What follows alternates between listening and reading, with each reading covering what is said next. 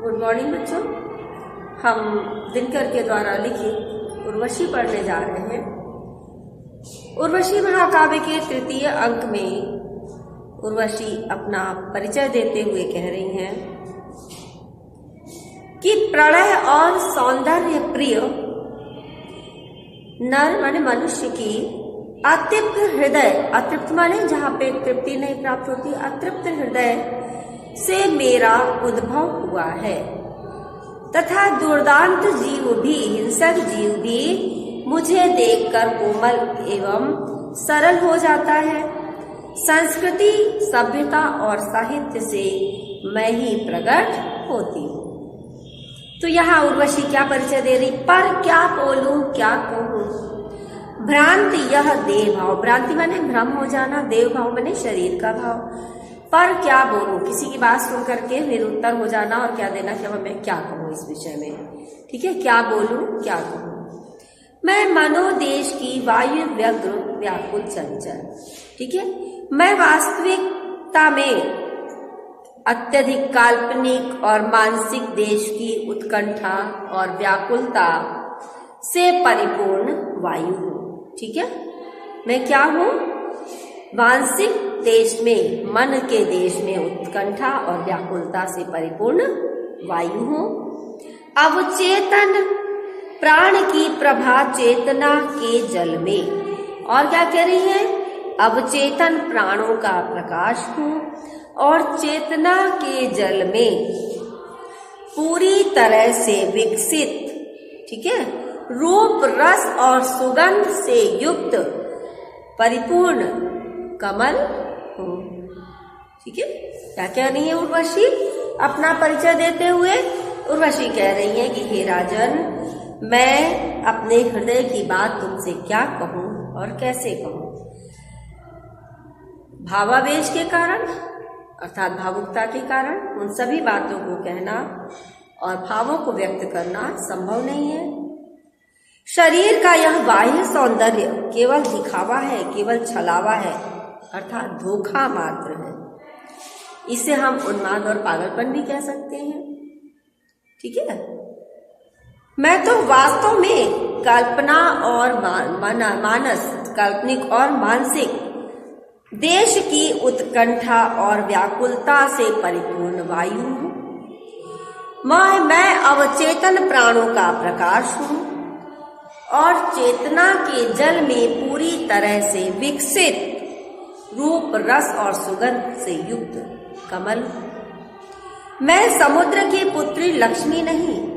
ठीक है, आगे क्या कह रही है, मैं नहीं सिंधु की सुता। सिंधु सुता माने सागर की पुत्री, समुद्र की पुत्री। तलातल अतल वितल पाताल छोड़, नीले समुद्र को फोड़, झलमल फेना शुक से में प्रदीप्त, नाचती उर्मियों के सिर पर मैं तही महातल से निकली। अब क्या कह रही है कि मैं समुद्र की पुत्री लक्ष्मी नहीं हूँ। ठीक है, क्या है, सिंधु की सुता, सिंधु की समुद्र की पुत्री लक्ष्मी को कहा जाता है बेटा।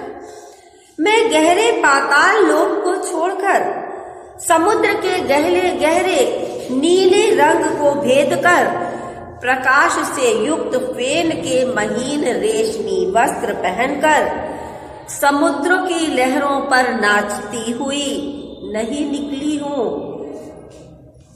ठीक है, समुद्र की लहरों के मस्तक पर नाचती हुई नहीं निकली हूँ। मैं नहीं गगन की लता तारकों में पुलकित फूलती हुई, मैं नहीं व्योमपुर की बाला। अब क्या कह रही है कि गगन की लता, गगन माने आकाश, मैं आकाश की कोई लता नहीं हूँ कि तारकों से लटकती हुई, फलती फूलती हुई कोई बेल नहीं हूँ जो वहां से चली आ रही हूँ। कह रही हैं कि मैं तारों के बीच प्रसन्नता पूर्वक फलने फूलने वाली कोई लता नहीं हूँ। और क्या है, कह रही तारकों से मैं फलती फूलती मैं नहीं व्योमपुर की बाला, मैं कोई व्योम आकाश की स्त्री नहीं हूँ। ठीक है, व्योमपुर की बाला माने आकाश की सुंदरी, आकाश में स्थित सुंदरी। ना ही मैं आकाश में स्थित किसी नगर की सुंदरी हूं। व्योमपुर आकाश का नगर। आगे कह रही, ना मैं चांदनी के साथ चंद्र किरण रूपी तारों पर लटकती झूलती हुई। देखो, विदुकी तनया चंद्रिका सम।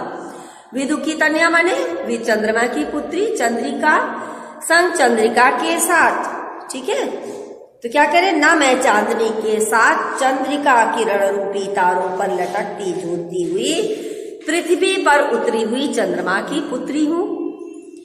पूर्णिमा सिंधु की परमोज्वल आभा तरंग। अब आगे क्या कह रही हैं, और न ही मैं पूर्णिमा की चंद्रमा, पूर्णिमा की रात का चंद्रमा कैसा होता, बहुत चमकीला और प्रकाश होता उसमें, तो ना ही मैं पूर्णिमा के चंद्रमा की अत्यंत उज्जवल किरणों से आकर्षित समुद्र में उठी हुई चांदनी चर्चित चंचल लहर हूं। बेटा, सभी काव्य का जो पूरा ये हम पढ़ रहे हैं, इसमें साहित्यिक खड़ी बोली है, शैली प्रबंधात्मक है, अलंकार है आपका रूपक, अनुप्रास, श्रृंगार रस है, संयोग श्रृंगार, छंद मुक्त है, गुण प्रसाद है और शब्द शक्ति लक्षणा है। ठीक है, ये ध्यान रखिएगा, ये सभी में एक जैसा ही होगा। आगे कह रही है ये, मैं नाम गोत्र से रहित पुष्प। कह रही कि ना मेरा कोई नाम है, ना मेरा कोई गोत्र है। ठीक है, अंबर में उड़ती हुई मुक्त आनंद शिखा। कह रही, ना तो मेरा कोई नाम है, ना मेरा कोई कुल गोत्र है, मैं तो ऐसा पुष्प हूं जिसकी कोई पहचान नहीं है और आकाश में उड़ती हुई आनंद की साक्षात ज्वाला हूं। आनंद शिखा इति वृत्तिहीन ज्वाला हूं और मेरा कोई भी इतिहास नहीं है। कह रही हैं कि सौंदर्य चेतना की तरंग सुर नर किन्नर गंधर्व नहीं, प्रिय मैं केवल अप्सरा विश्व नर की अतृप्त इच्छा सागर से समुद्भूत। तो क्या कह रही है आगे ये, कि मैं साक्षात ज्वाला हूं और मेरा कोई भी इतिहास नहीं है। सुंदरता की सजीव प्रतिमा हूं अथवा मन को उद्वेलित करने वाली, विचलित करने वाली और उसी को महत्व देती हूं। ठीक है, उद्वेलित करने वाली ऊपर से उठती हुई तरंग हूं। ऊपर से उठती हुई क्या है, तरंग है। तरंगे कैसी होती हैं, जो लहरों के रूप में ऊपर उठती रहती, तो मैं ऐसी ही तरंग हूं। ठीक है, अब वो कह रही है आगे कि ना तो मैं कोई देवता हूं, मेरी गणना देवताओं में भी नहीं है, और ना मैं मनुष्य हूं। ठीक है, ना मैं देवता हूं, सुर नर किन्नर गंधर्व, ना मैं देवता हूं, ना मैं किन्नर हूं, ना मैं गंधर्व हूं। अलौकिक लोक में निवास करने वाले विभिन्न प्राणी, ये सब कौन है बेटा, पौराणिक कथाओं में किन्नर नर गंधर्व, ये जो चीजें हमने आपको बताई, अप्सराएं हैं, देवता, इनको जो है क्या कहते हैं, विभिन्न अलग तरह के प्राणी में की संज्ञा दी जाती है। तो कह रहे मैं इनमें से कोई भी नहीं हूं। हे प्रिय, मैं तो एक साधारण अप्सरा हूं जिसका जन्म सांसारिक प्राणी, जो संसार में रहने वाले प्राणी, उनको सांसारिक प्राणी कहते हैं, सांसारिक प्राणियों अथवा ब्रह्म की इच्छाओं के सागर से हुआ है। मेरा जन्म किससे हुआ है, सांसारिक प्राणियों अथवा ब्रह्म की इच्छाओं के सागर से हुआ है।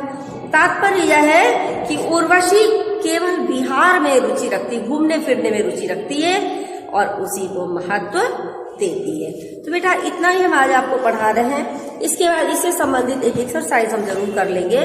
तो हर वीडियो में थोड़ी थोड़ी सी एक्सरसाइज अगर हम करते जाते हैं तो हमारी एक्सरसाइज भी कंप्लीट होती है और एक साथ हमें ज्यादा काम भी नहीं करना पड़ता है। तो सबसे पहला क्या है आपके में एक्सरसाइज दी है, मैं नाम गोत्र से रहित पुष्प से लेकर के समुद्भूत तक, और जो अंडरलाइन है वो ये है, प्रिय मैं केवल अप्सरा विश्व नर के अतृप्त इच्छा सागर से समुद्भूत, ये अंडरलाइन है आपकी। तो बेटा सबसे पहला प्रश्न हमेशा से ऐसा होता है कि लेखक का या कवि का नाम बताइए और लेखक का नाम बताइए। तो बेटा कवि का नाम है रामधारी सिंह दिनकर और पाठ का नाम है, शीर्षक का नाम है उर्वशी। ठीक है, उर्वशी लिखोगे आप। तो इसमें प्रस्तुत काव्य पंक्तियों में उर्वशी किसको अपना परिचय दे रही है या किससे कह रही है? तो बेटा उर्वशी प्रस्तुत पद्यांश में या प्रस्तुत पद्यांश में उर्वशी पुरूरवा से कह रही हैं। ठीक है, प्रस्तुत पद्यांश या प्रस्तुत काव्य पंक्तियों में उर्वशी पुरूरवा से कह रही हैं। प्रस्तुत पंक्तियों में कौन सा अलंकार है?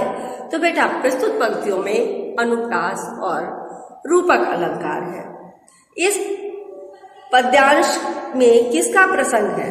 ठीक है, इसमें पूछा गया इस पद्यांश का क्या प्रसंग है, क्या प्रसंग दिया गया इस पद्यांश में? तो इस पद्यांश में उर्वशी का पुरूरवा को परिचय देने का प्रसंग है। लास्ट में रेखांकित अंश की व्याख्या कीजिए। तो हमने रेखांकित अंश बता ही दिया आपको, प्रिय मैं केवल अप्सरा से लेकर के समुद्रभूत तक। तो इसकी व्याख्या है, उर्वशी कहती है कि मैं आकाश के तारों के बीच प्रसन्नता पूर्वक फलने फूलने वाली कोई लता नहीं हूं, ना ही आकाश में स्थित किसी नगर की सुंदरी हूं, ना ही मैं चांदनी के साथ चंद्र किरण रूपी तारों पर लटक कर झूलती हुई पृथ्वी पर उतरी चंद्रमा की पुत्री हूं, और ना ही मैं पूर्णिमा के चंद्रमा की अत्यंत उज्जवल किरणों से आकर्षित समुद्र से उठी चांदनी की चंचल लहर हूं। उर्वशी कहती है कि मैं तो मानव के हृदय में सुख के भोग की अतृप्त इच्छाओं का जो सागर लहरा रहा है उसी से उत्पन्न केवल एक अप्सरा हूं। इसके बाद दूसरी रेखांकित अंश है। ये बेटा अभी इसमें हमने आपको नहीं पढ़ाया हुआ है, और पढ़ाया है हमने जो 4 नंबर पे आपको है वो हमने पढ़ाया है, बुक में आपके ऊपर की नीचे के ऊपर दी हुई है। तो हम आपको पहले ये वाली कराएंगे, मैं नहीं गगन की लता तारकों में पुलकित फूलती हुई, मैं नहीं व्योमपुर की बाला विदुखी तनया चंद्रिका सन। ये 4 नंबर की व्याख्या है आपकी। तो हम पहले ये वाली ही करा दे रहे हैं आपको। तो बेटा पद्यांश का नाम आपको पता ही है और लेखक का नाम भी पता है।